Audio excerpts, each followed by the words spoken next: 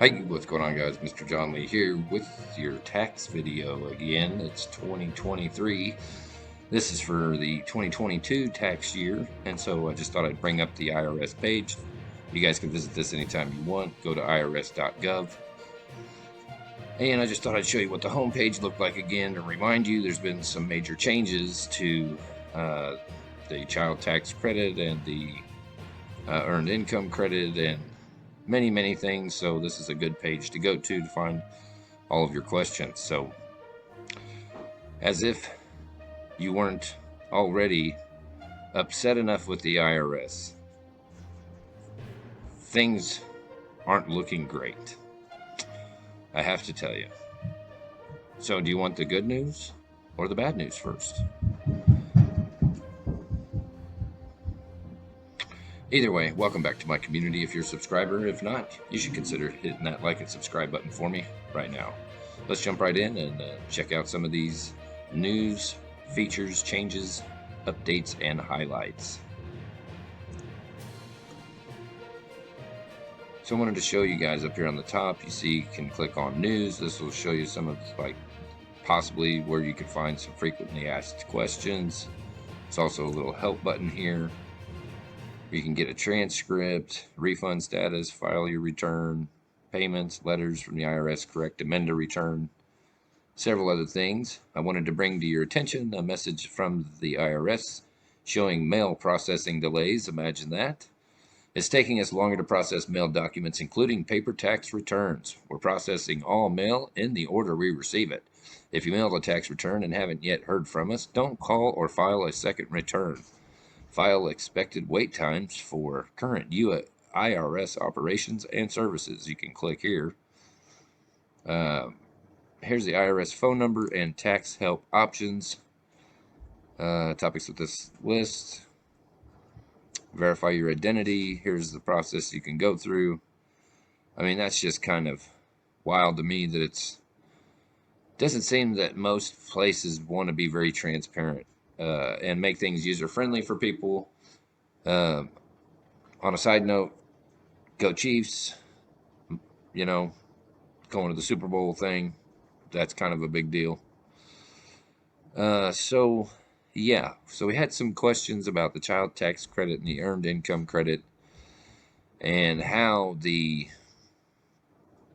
let's just jump right into a couple of, here's a few key points to keep in mind when filing your 2022 tax returns. Gather your tax paperwork and records for accuracy to avoid missing a deduction or credit. Remember, if you lose your place in line or there needs to be a correction, you'll probably go to the back of the line. Remember to report all types of income on the tax return. Now, they are doing a new thing with the 1099-K, which is any type of income at all, whether you're an Etsy shop seller or a Bitcoiner or whatever, or you do delivery services, anything, any way that you make money over $600, you better believe that the IRS wants to know about it, and they want a piece of that.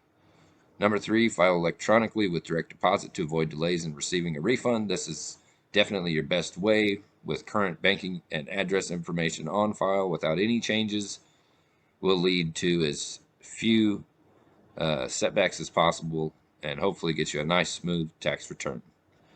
There are free resources available to help eligible taxpayers file online. Free help may also be available to qualified taxpayers. Here you can see a few different things. IRS free file, a couple other places on here. Choose a tax professional carefully. Now I have to say, I use H&R Block, and they usually do me pretty good. But if you're doing your own thing online, you're going to run into some complications and some errors that you may have not recognized, and you may be wondering what the hell is going on. So just thought we'd go over a couple of things in this video to help out with some of those questions and concerns.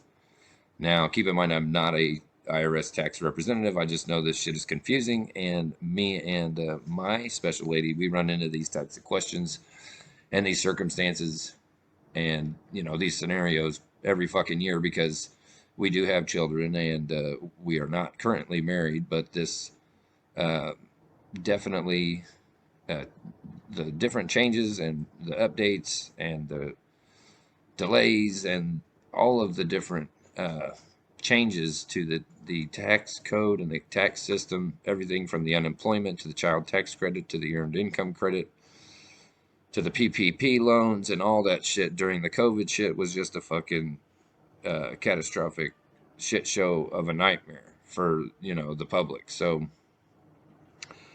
to avoid I can't even talk. To avoid phone delays, use online resources before calling the IRS. So the IRS wants you to try to use some of the portals, use the apps, use online before you're trying to call because they do have high call volume, which kind of blows my fucking mind that they roll all this shit out, but they don't necessarily have any information that's up to date. Um, this is just an update that is January 31st, 2023. Doesn't give you a whole lot of information, um, just like some of the basic shit. And if you want more information, you can click on these other sections, which we're going to go over here because there has been some changes to the advanced child tax credit, which used to be the just the child tax credit. And so a lot of people are wondering, is this different? Is this the same fucking thing? What is this? And so we're going to try to go over some of that. So let's just start with the earned income credit, the EITC, and who qualifies for this. So we still have some confusion over some of these things because there has been some changes. So let's just see if we can get some answers just from the website itself. Helps low moderate income families get a tax break. Let's see. You might have received a letter from the IRS. We did not get a letter from the IRS. If your income is low to moderate, the amount of your credit may change if you have children, dependents, are disabled, or meet other criteria. There are some separate circumstances and scenarios for military and clergy. You could review at this special EITC rules. You can check this box here and you can get on here and see if you qualify. One of the things that I was looking for was not just the eligibility, but what the breakdown was per child and how that's any different from the year before. And I'm hoping to get some of those answers on here now. You may qualify for the EITC even if you can't claim children on your tax return, so that's important to know. Find out how to claim the EITC without a qualifying child. You can get on here, you can click on that. But the basic qualifying rules are you have worked and earned income under $59,000, have investment income below $10,300 in the tax year 2022, have a valid Social Security number by the due date of your 2022 return, including extensions, be a U.S. citizen or a resident alien all year, not file Form 2555 for an earned income, and meet certain rules if you are separated from your spouse and not filing a joint tax return. There are some special qualifying rules for military members, clergy members, taxpayers, and their relatives with disabilities. And if you're unsure if you qualify for the EITC, you can check this qualification assistant on here. It does get a little bit shady because part of this has changed and it goes into some other information about your different filing statuses. You might look into this and see how each part may or may not apply to you. I'll be filing head of household, but we were trying to determine whether it would be more beneficial for my special lady to file on her two children, or if possibly I would claim them on my return. So here's some other, qualifying surviving spouse filing information: keeping up the home, U.S. citizen, resident alien, claim the EITC without a qualifying child. When you will get your refund, the IRS expects most EITC additional child tax credit related refunds to be available in taxpayer bank accounts or on debit cards by March 1, 2023, if they chose direct deposit and there are no other issues with their tax return. So keep that in mind. It's really important because any little error, which I'm sure there's going to be millions of errors, they're already kind of saying there's going to be some delays, et cetera, et cetera. So, it could end up being later this year or, next year before you end up having to do an amended and see that amended come back. So remember, you can always check the Where's My Refund or go to the IRS To Go mobile app And that's once you've already filed, and then you can check those places for updates, etc. Um, there's some other credits that you might qualify for, so it's important that you kind of look around, maybe talk to somebody, but be sure that whoever you're talking to knows what the hell they're doing. Child tax credit and the credit for other dependents, child independent care credit, and education credits. So some of those things may apply to you guys, and so you might want to check it out. Here's a little section, the little interactive tax assistant. If you want to go through there, they'll walk you through it and see whether somebody qualifies or doesn't. Let's check the earned income section. So what type of earned income are they looking for and looking at with the earned income and earned income tax credit tables? Let's see. To claim the earned income tax credit, you must have what qualifies as earned income and meet certain adjusted gross income, AGI, and credit limits for the current, previous, and upcoming tax years. Use the tables to look up maximum credit amounts by tax year. You got a little assistant here if you need that, irs.gov, under this credits, deductions, and earned income tax credit. The types of earned income. Earned income includes all the taxable income and wages you get from working for someone else, yourself, or from a business or farm you own. So, man, any kind of money you got, they want a piece of that. So, better watch it.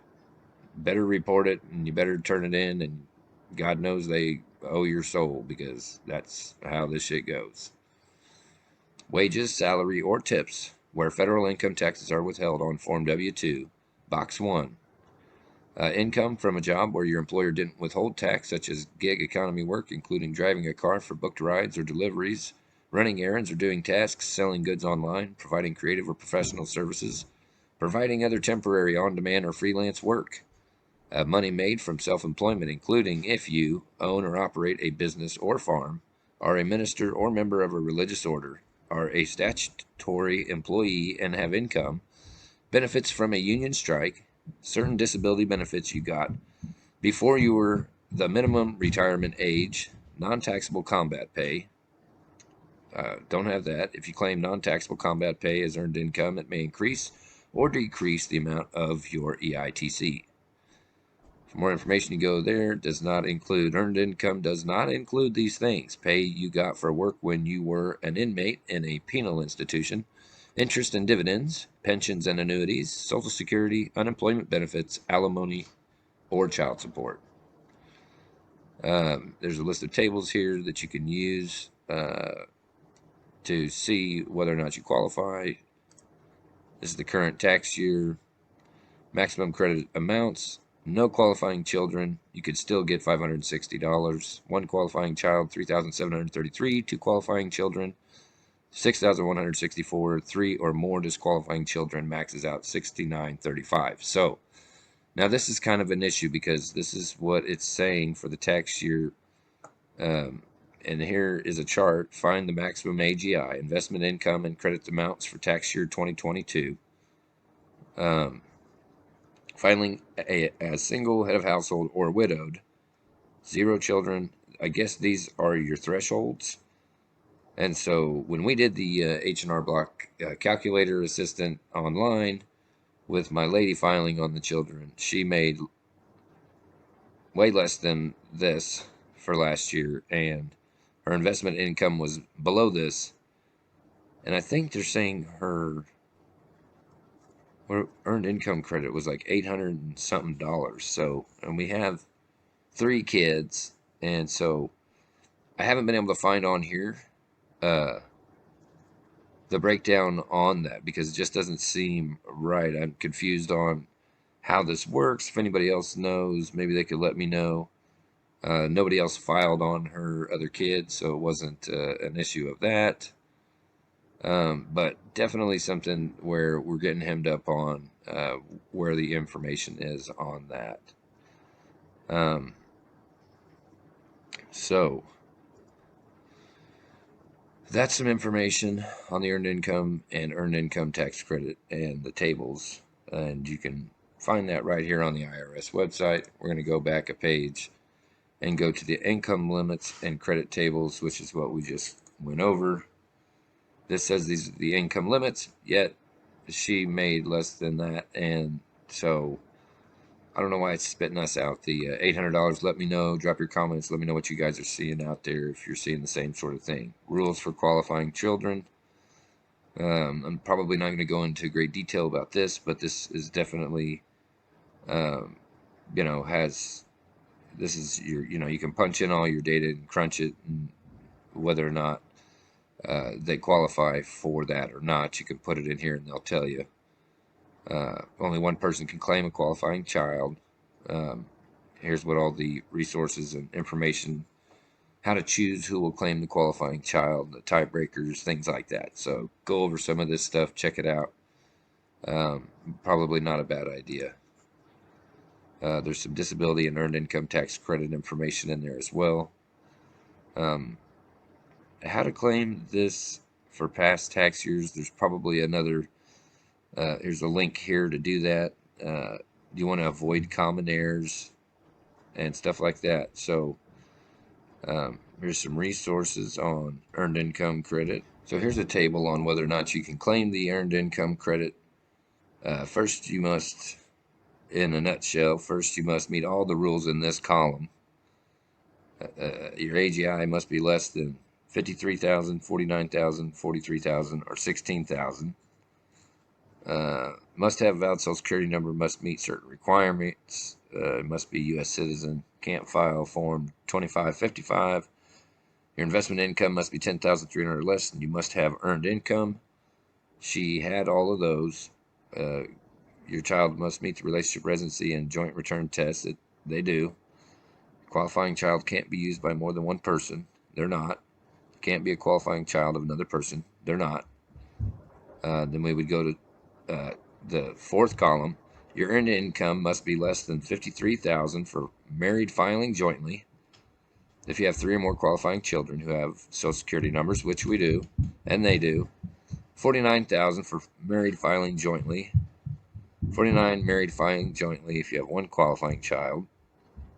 If you don't have any qualifying children, you can still, qualify for this. So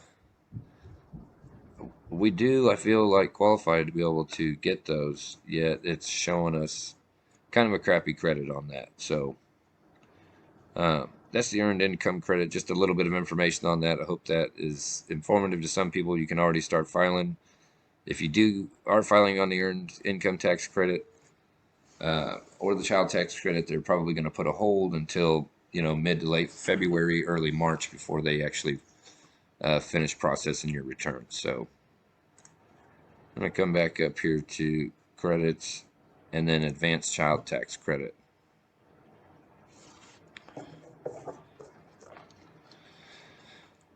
Oh, so what is this advanced child tax credit payment in 2021? Well, the thing is it's 2022, so it's now 2023. So basically what they're saying is if you never got those payments, you could still file for those from 2021 that was from 2020, that if you never got the advanced payments, like in the fall of 2020, you were still supposed to be able to get them in the spring of 2021. And then throughout that year, last I knew, these were supposed to go till 2025. That's what the Democrats were pushing. And then from what I was reading, the Republicans put a halting stop to that and said nope. And so they put a bunch of pressure on the IRS, and the commissioner was saying, hey, we need a bunch of fucking resources and a bunch of people and support. And so they put a bunch of money into there. And now basically they're starting to put the screws to every Tom, Dick, and Harry that has any fucking coin at all. They want a piece of that shit. So um, they sent out a bunch of money to all kinds of people, and now they're figuring out a ways to scratch that shit back to the bank. So that's why they came out with trying to get into everybody's bank accounts and transactions over $600, whether it was coming in or going out on the banks. Most of the banks shut that shit down. But they did get the 1099-K, which is a self-employment subcontractor form for all the other type of ways of making money, any other type of way of service crafting or any type of service making money. They want that shit reported and turned in and paid on.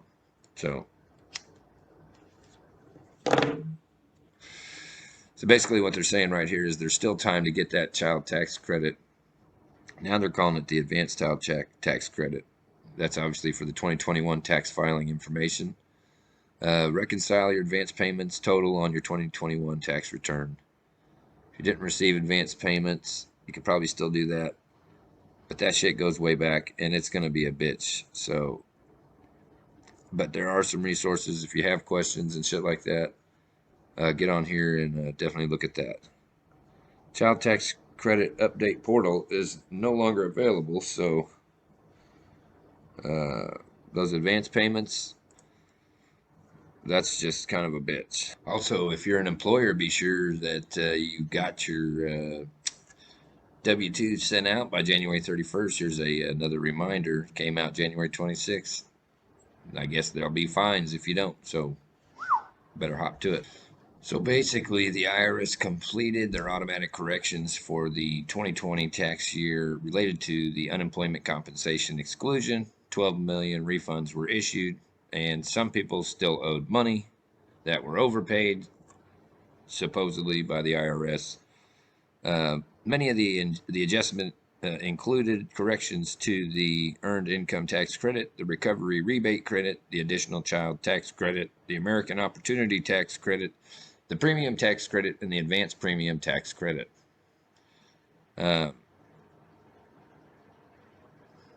If the taxpayer is eligible for the unemployment compensation exclusion and their account was not corrected by the IRS, they may need to file an amended 2020 tax return to claim the exclusion and any applicable non-refundable or refundable credits impacted by the exclusion.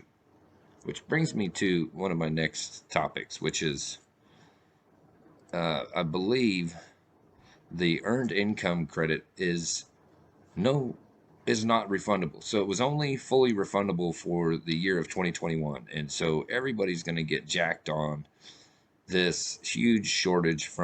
It went from 2,000 up to 3,600 for kids that was over 6 years old for the year of 2021. We filed that in 2022. We had stimulus, we had economic impact payments, we had unemployment benefits, we had PPP loans, we had fucking money going everywhere. And so now they want to get that shit back. And there was so much fucking confusion and such a shit show. First, they told me, there'd be no penalties if you took the unemployment if it was COVID related. And then they said, oh, you're going to need to pay that back. And then they changed the law. And then you did your taxes. And then they changed the law. And so it was really a shit show. But supposedly they've corrected all of those. And you may need to still amend it after all. So here's a fact sheet on frequently asked questions about the Form 1099-K. Everybody's probably wondering what the fuck this is. And it's another way to get more money out of you. You might be wondering, why am I receiving a Form 1099-K from a payment card or third-party settlement organization, updated December 28, 2022? And that's because the IRS decided to tell Congress to pass new legislation saying, we want that shit reported, turned in, and paid. A third-party information reporting for certain income is required by law. So if you were on Bitcoin, you had all this Dogecoin, or you had all this fucking digital currency or any type of fucking money coming or going, PayPal, delivery service, Etsy, sales, anything. That's what this shit is for. The IRS is delaying the implementation of the requirement for the third-party businesses reporting more than $600 for the 2022 calendar year. So they're delaying it, but it's still a requirement. So at some point you're going to have to do it, which really makes it kind of a pain in the ass. But nonetheless, it is what it is. They've lowered the threshold for reporting third-party network transactions from aggregate payments exceeding $20,000 to aggregate payments exceeding $600 during the calendar year. So if it's over $600, you need to report that shit and pay in on it. And so if you sold something on Marketplace or you sold something anywhere to anybody that there's a record of it, they want to know what your shipping fees were. They want to know every fucking aspect of how much you paid for it and how much you sold it for versus how much. Like, the whole fucking thing is like just a shit show, and they're really, really digging, basically saying in there that a lot of people didn't report shit and ain't paying their fair share, and they won't renew your fucking passports, and they won't give you a new one, they won't renew it. They're basically going to be little bitches if they find out Some of these other places report, like, say you made a bunch of money in Bitcoin or you lost a bunch of money. That shit has to be reported. So you're going to be seeing statements. You've probably been getting emails from those fucking people throughout the year. So check into that. Something worth, if you see it, you won't be surprised. So that's that. Remember, I'm John Lee. If you like videos like these, hit that like and subscribe button for me and ring the bell for notifications. So here's some of the frequently asked questions about the unemployment compensation exclusion. This was a big fucking shit show mindfuck about whether or not it was applicable for the COVID pandemic and whether or not you were allowed to collect it up to $10,200 without getting a penalty or a fine or have to pay taxes on that shit. There is an amended form that you can fill out for that, but in this section, there's a lot of frequently asked questions, and I really don't want to go over it all, but you may or may not have had that figured correctly, and so you need to look at it. Here's some of the latest topics in the news for the IRS. The 2023 tax filing season has begun, and so they are taking tax returns, tax filings, so those are getting processed. They do have a free file program available on the IRS.gov.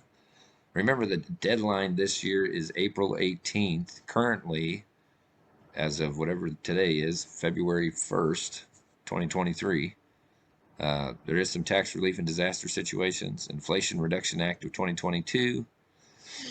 The IRS is working on implementing that. Not really sure what the fuck that has to do with anything or how it actually helped anything because the cost of everything went through the fucking roof and is still sky high. So this administration has really dropped the ball, or the egg basket, if you will.